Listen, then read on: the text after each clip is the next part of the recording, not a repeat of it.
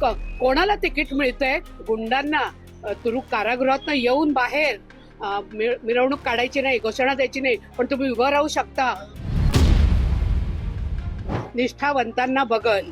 गुंडशाही, ठोकशाही, घराणेशाही यांनाच प्राधान्य.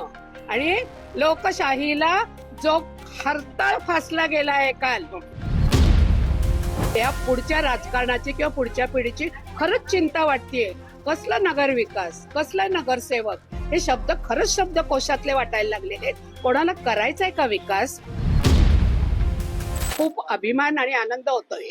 तर कारण हा प्रश्न सध्या 15 डिसेंबर पासनं, तारीख डिक्लेअर झाल्यापासनं इतका खतखततोय. रोज तोंडी लावायचा विषय झालाय.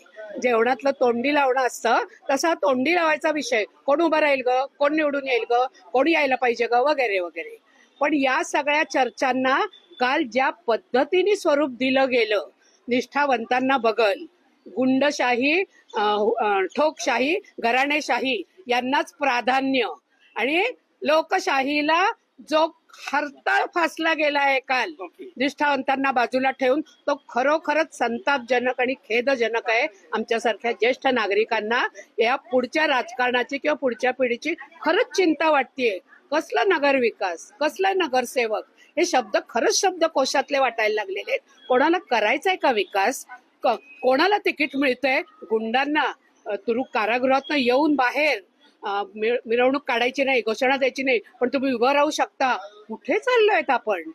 ज्या पद्धतीने तिकीटं दिली गेली काल, त्याची खरोखर लाज वाटायला लागलीये की आपण या शहराचे नागरिक आहोत आणि इथे असे नगरसेवक उभा राहून निवडणूक लढवणार आहेत. तर त्यामुळे मतदान या शब्दातला दान हा सत्पात्री राहिला नाही, हे माझं प्रामाणिक मत आहे. द्यायचा म्हणून हक्क बजवायचा, सत्पात्री दान होणार नाहीये.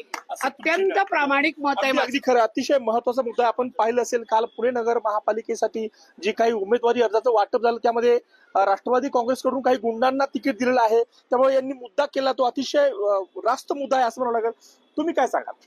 काय वाटतं, ज्या प्रकारे पक्ष बदल सुरू आहे किंवा या पक्षातून त्या पक्षात जाणे, निवडून येणारे खरंच नगरसेवक लोकांच्या साठीचे असतील किंवा ते विकास करू शकतील?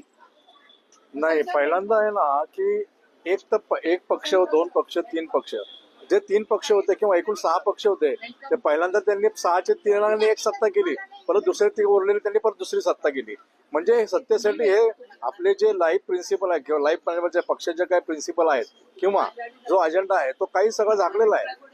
कुठलं काय होता, मी पक्षाची नावं घेत नाहीये, पण आता एकूण 6 पक्ष, पहिले 3 आम्ही सरकार, नंतर आम्ही 3 सरकार, याला काय अर्थ आहे का? म्हणजे तुमच्या सोयीसाठी काही करणार.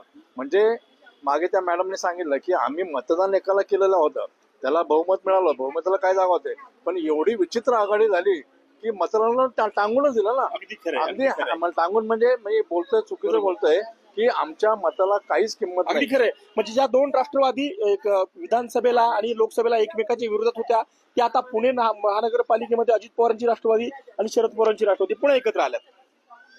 नाही, आता त्याच्यावर एकत्र आलेत, पण एकत्र नाही म्हणता येणार त्याला, कारण ते त्यांच्या चिन्हावर लढतात, हे यांच्या चिन्हावर म्हणतात. हा, त्यांचं जर का एक चिन्ह झालं असतं तर ते एकत्र आलेले. परंतु एकत्र दोघं काय म्हणू शकतो, मैत्रीपूर्ण.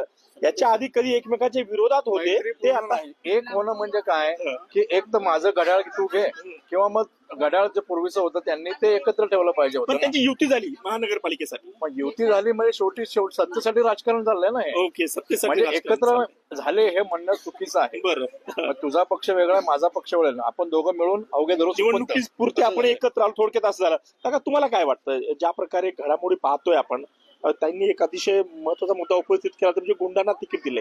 नगरसेवक खरंच हे जनतेसाठी असतील का? जनतेचा विकास जनतेसाठी नाही आहे. आजचे नगरसेवक जनतेसाठी काम करत नाही. ओके, फक्त सत्ता कारण, अर्थकारण यासाठी ते सत्तेवर येतात. ओके, हेही पाहते आणि पक्ष बदलणे. बरं, प्रत्येक टाइमला पक्ष बदलते सगळे. बरं.